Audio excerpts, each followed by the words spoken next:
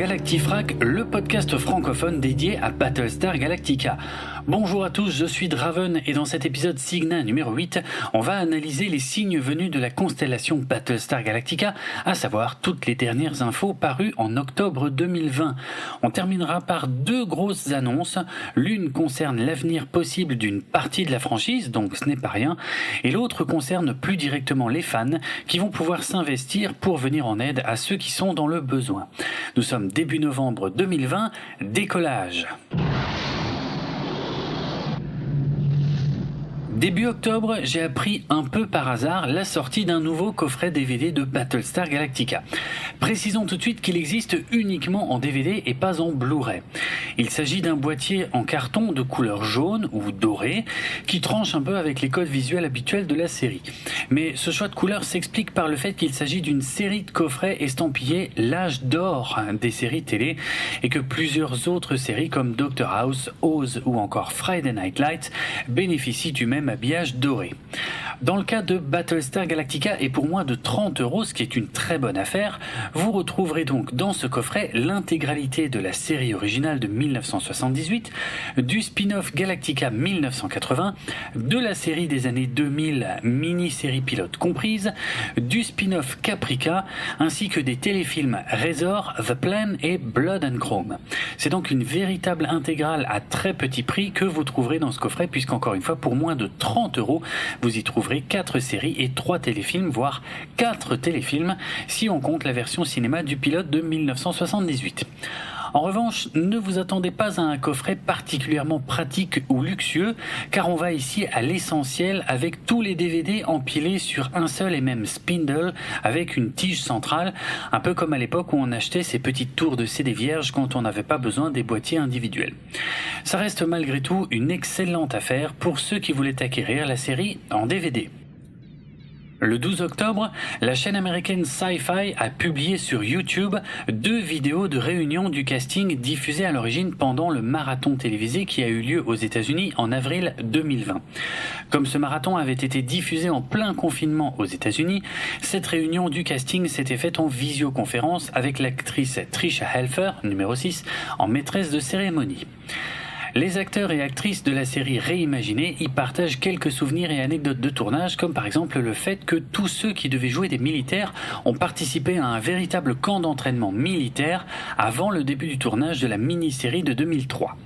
Grace Park, Boomer, se souvient notamment d'un moment où tous les participants ont été mis en rang. Ils devaient tous avoir sur eux un stylo qui leur avait été fourni, or les interprètes de Halo et Kali avaient oublié le leur. Les têtes en l'air ont donc reçu l'ordre de courir chercher leur stylo dans leur baraquement, tandis que tous les autres membres du casting devaient faire des pompes au sol jusqu'à leur retour. La seconde vidéo contient pas mal de spoilers sur des moments clés de la série, mais aussi quelques révélations intéressantes, voire touchantes, comme lorsque Katie Sackhoff, Starbuck, s'est faite reprendre lors des premiers tournages par Edward James Olmos, Adama, sur sa façon d'aborder son métier d'actrice, ce qui a totalement bouleversé sa façon de jouer. En tout cas, ce qui ressort de ces 2 vidéos, c'est que tous ces membres du casting ont toujours beaucoup d'affection les uns pour les autres et qu'ils estiment avoir vécu quelque chose d'exceptionnel avec cette série, une camaraderie qu'ils n'ont jamais retrouvée sur leur tournage suivant. Le 12 octobre également, le site américain de MSN publiait une sélection des meilleures et pires séries dans l'espace, une sélection dont fait bien évidemment partie la série réimaginée Battlestar Galactica, dans les meilleures séries bien sûr. Le même jour, MSN publiait également une liste des 100 meilleures séries dramatiques de tous les temps, et là aussi Battlestar Galactica fait partie de la sélection. Et je ne vois pas trop quoi dire d'autre au sujet de ces classements qui sont régulièrement publiés, mais qui manquent généralement d'intérêt. Je me demande d'ailleurs si je vais continuer à en parler. Le 17 octobre, l'actrice Jane Seymour était interviewée par le site People TV à propos des rôles les plus marquants de sa carrière. Celle qui est ensuite devenue une star internationale grâce au rôle de Dr. Quinn, femme médecin, sans parler de son rôle de James Bond Girl, est interrogée sur la série originale Battlestar Galactica à partir d'1 minute 50 dans la vidéo. Elle y raconte une anecdote dont je vous ai déjà parlé dans des épisodes Historica et Analytica précédents, à savoir le fait que son personnage de Serena mourait à la fin du téléfilm pilote, mais qu'on l'avait ensuite rappelé pour lui demander de revenir dans la série. Grâce à la magie du montage, montage, les scènes faisant référence à sa mort ont été supprimées du pilote, et ce n'est qu'après qu'on lui ait proposé une très grosse somme d'argent qu'elle a accepté de revenir pour une paire d'épisodes, à la condition expresse que son personnage meure bien à la fin de ceux-ci. Elle semble aujourd'hui exprimer des regrets par rapport à cette décision de ne pas vouloir participer davantage à la série, et elle affirme même vouloir faire partie de la nouvelle série Battlestar Galactica qui est actuellement en cours de développement pour la plateforme Peacock. Nouvelle série dont on n'a d'ailleurs pas eu de nouvelles depuis un moment. Jane Seymour révèle également qu'elle n'a jamais regardé les épisodes de la série originale dans lesquels elle apparaissait.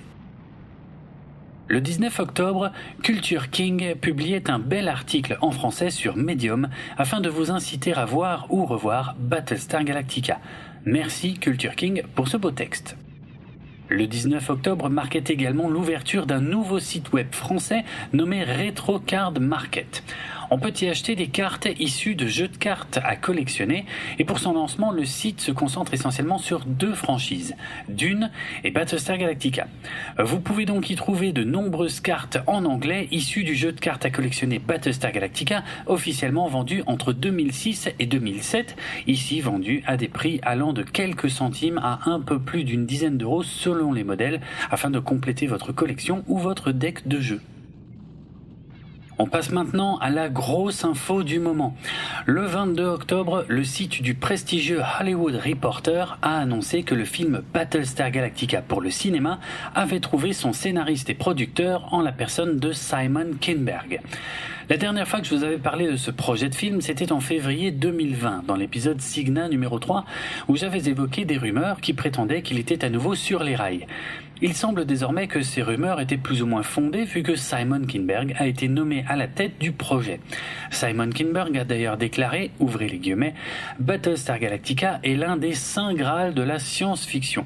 Et je ne pourrais pas être davantage excité à l'idée d'apporter quelque chose de neuf à la franchise tout en honorant ce qui l'a rendu si iconique et durable.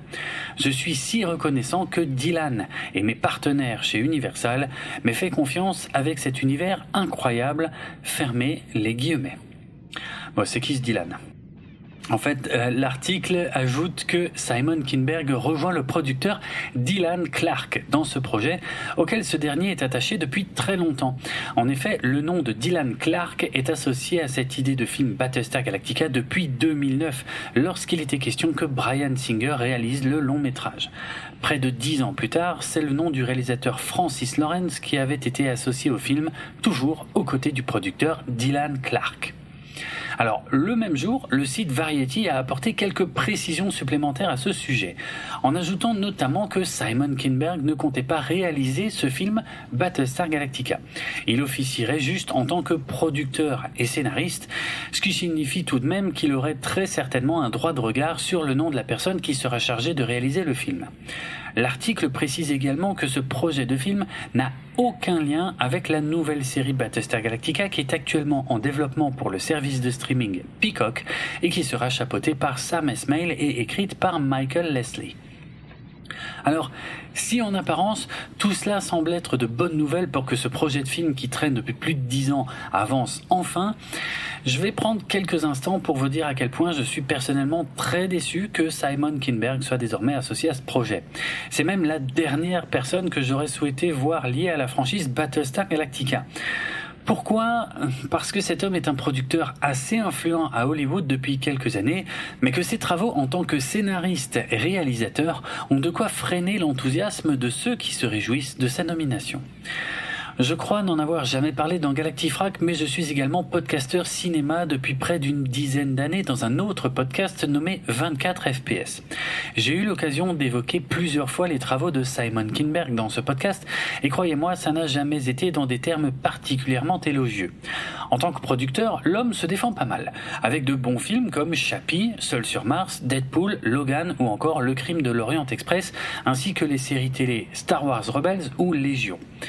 Par contre, en tant que scénariste, c'est loin d'être aussi glorieux, parce qu'il a signé tout ou partie des scénarios de Triple X2 The Next Level, Mr. and Mrs. Smith, qui est probablement son meilleur scénario, Jumper, X-Men l'affrontement final, alias X-Men 3, le premier Sherlock Holmes de Guy Ritchie, Target, X-Men Days of Future Past, Les 4 Fantastiques, la dernière version en date, X-Men Apocalypse et X-Men Dark Phoenix, ce dernier étant également son premier passage derrière la caméra en tant que réalisateur. C'est simple, tous les pires films de la saga X-Men ont été écrits ou coécrits par cet homme que j'estime personnellement responsable du naufrage complet de cette saga qui a touché le fond avec un Dark Phoenix incroyablement plus mauvais que ce que j'imaginais dans mes pires cauchemars lorsque j'avais appris que c'était lui qui le réaliserait. J'ai donc du mal à croire qu'on ait pu lui confier les rênes d'une franchise cinématographique aussi importante que Battlestar Galactica après ses échecs cuisants et répétés sur les derniers films de la saga X-Men. À partir de là, il reste plusieurs espoirs pour éviter un tel désastre.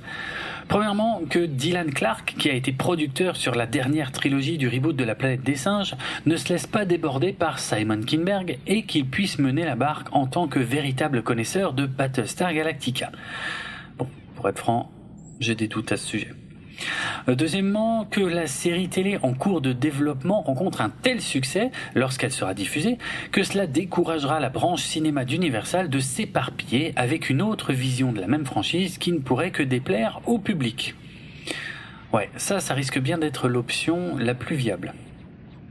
Troisième option, que le projet de film Battlestar Galactica reste dans les limbes d'Hollywood comme c'était déjà le cas depuis plus de 10 ans ou au moins le temps que Simon Kinberg passe à autre chose et aille massacrer une autre franchise. Bon, le problème de cette théorie c'est que si Universal a décidé de se payer les services de Simon Kinberg, qui n'est certainement pas le moins cher à l'heure actuelle, c'est que cette fois ils ont vraiment envie que le projet avance pour de bon. Voilà, je sais que c'est pas bien d'enterrer un projet avant sa sortie et j'ai appris ces dernières années que ce genre de comportement pouvait avoir des conséquences très négatives sur des films tels que la fin de la postlogie Star Wars ou encore les abominations Suicide Squad ou Justice League qui avaient été remontés dans la panique par leur studio. Malgré tout, j'ai beaucoup de mal à me réjouir quand on me parle de Simon Kinberg. Si je voulais tourner le couteau dans la plaie, je m'appuierais sur ses premières déclarations que je vous citais tout à l'heure. Est-ce que je suis le seul à être choqué par sa déclaration quand il dit « Battlestar Galactica est l'un des saints Graal de la science-fiction ». L'un des saints Graal ? Il existe plusieurs saints Graal au pluriel ? Évidemment que non, par définition, il n'existe qu'un seul et unique Saint Graal. Je vous invite à voir ou à revoir la fin d'Indiana Jones et la dernière croisade si vous avez le moindre doute à ce sujet. Alors, on est d'accord que j'ai bien compris ce qu'il veut dire par là, mais comme je me méfie de lui, je ne peux pas m'empêcher de relever cette erreur bête, là où il aurait pu simplement dire l'une des 7 merveilles du monde de la science-fiction à la place. Bref, peut-être que son prochain film d'espionnage au casting féminin nommé The 355, qu'il réalise, qu'il coécrit et qui devrait sortir en 2021, me rassurera quant à ses capacités de cinéaste. On en reparlera quand je l'aurai vu. Le 23 octobre, le site américain Den of Geek embrayait sur cette information d'importance avec un article intitulé « Comment un film Battlestar Galactica pourrait fonctionner ». Il s'agit en fait d'un titre un peu trompeur qui récapitule plutôt toutes les news au sujet du projet de film tout en s'inquiétant également du fait que Simon Kinberg en soit désormais à la tête. Le site What Culture dégainait également dans les jours qui ont suivi avec un article intitulé « 10 choses qu'on veut voir dans le film Battlestar Galactica de Simon Kinberg ». Du mystère, une bonne raison, le Galactica lui-même, une scène d'ouverture explosive, des Cylons, le monde d'origine des Cylons, des personnages principaux charismatiques, une bande originale marquante, de l'espoir ou encore le Battlestar Pegasus. Voici les 10 choses citées dans cet article qui enfoncent quelques portes ouvertes et brassent un peu de vent avec ses spéculations. On ne peut toutefois pas lui reprocher d'essayer de se projeter dans le contenu de ce futur film qui soulève bien évidemment beaucoup de questions chez les fans. That was an unexpected move. He is a very good lawyer. That is a small consolation. We are going to crash. Terminons cet épisode avec une autre grosse annonce que je vous ai déjà un peu teasée à la fin de l'épisode précédent. Elle est en lien avec la campagne de dons destinée à Michael Hogan, l'interprète du colonel Ty, dont la santé a brutalement décliné il y a quelques mois. Je vous renvoie vers l'épisode Cigna numéro 7 si vous voulez tous les détails à ce sujet. Sachez d'ailleurs que l'objectif de la campagne de dons a été relevé à 350 000 $ canadiens et qu'au moment de cet enregistrement, elle atteint les 332 000 $ de dons envoyés par plus de 7 400 donateurs à travers le monde. J'espère qu'on aura des nouvelles fraîches de Michael Hogan dans les temps qui viennent. Comme je vous le disais donc à la fin de l'épisode précédent, plusieurs sites de fans de Battlestar Galactica ont décidé d'unir leurs forces afin de soutenir cette campagne de dons. L'initiative vient de Battlestarchive, ou Battlestarchive en bon français, qui est avant tout un compte Twitter géré depuis le Royaume-Uni. Il a rassemblé autour de lui le compte Twitter et groupe Facebook Space Parents, qui est basé en Espagne, ainsi que Battlestar Galactica Museum, qui est un site internet géré depuis les Pays-Bas, et le célèbre Battlestar Wiki, qui est évidemment une véritable mine d'informations et qui est basé aux États-Unis. Leur initiative commune se nomme Fleet is Family. La flotte, c'est la famille. Et elle se décline sous la forme d'un compte Twitter, d'une page Facebook et d'un compte Instagram, qui sont d'ailleurs des réseaux sur lesquels toutes les organisations précédemment citées sont également présentes à titre individuel. Pour être tout à fait transparent avec vous, j'ai contacté Fleet is Family suite à la publication de mon épisode Cygna précédent.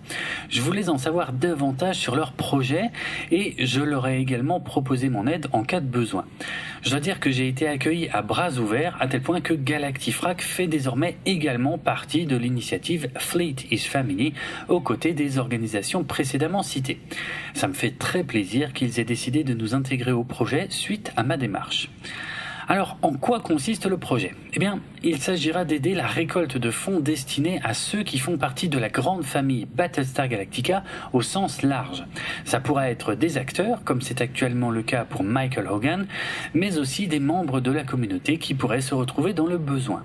Avec Fleet is Family, on va prochainement vous proposer d'enchérir pour de véritables objets collector en lien avec Battlestar Galactica, mais aussi d'autres franchises. L'argent qui sera récolté de cette manière sera reversé à ceux qui en ont besoin, et vous l'avez compris, à l'heure actuelle, c'est Michael Hogan qui va en bénéficier. Le 25 octobre, une boutique en ligne Fleet is Family a également ouvert ses portes à l'adresse society6.com/fleetisfamily. Vous pouvez y trouver de nombreux objets. Autocollants, t-shirts, mugs, coques de téléphone, horloges murales, coussins, masques, sacs, sous-verres, parures de lit, il y a même une planche à découper. Tous ces objets sont agrémentés de designs spécialement créés pour l'occasion par Vincent Sammy, alias Carbon K, un artiste sud-africain dont je vous avais déjà parlé pour les belles illustrations qu'il avait réalisées durant le premier confinement de l'année 2000. L'un de ces designs reprend le slogan actuel de Fleet is Family, qui est le hashtag So Save We Soul, qui est un jeu de mots avec l'expression So Save We All, c'est ce que tous nous disons, qu'on pourrait éventuellement traduire par C'est Soul que nous sauvons. So Save We Soul. C'est Soul que nous sauvons, ce qui marche moins bien en français, mais qui s'adresse bien évidemment au colonel Saul Tigh. Les deux autres designs devraient être facilement reconnus par les fans puisqu'ils rappellent l'horloge du premier épisode 33 avec l'inscription 33 rajoutée à la main ainsi qu'un mandala multicolore.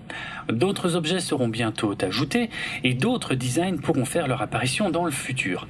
Je vous tiendrai bien évidemment informé de l'arrivée des premières mises aux enchères et d'ailleurs pour ça je vous invite à nous suivre sur les réseaux sociaux.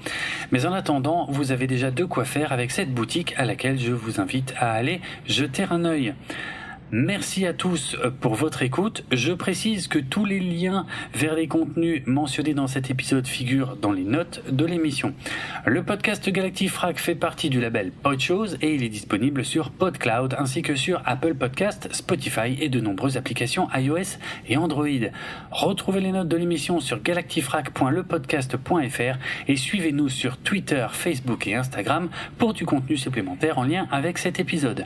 Moi c'est Draven et sur Twitter vous pouvez me suivre sur le compte @dravenardrock, ça s'écrit DRAVENARDROK. À bientôt.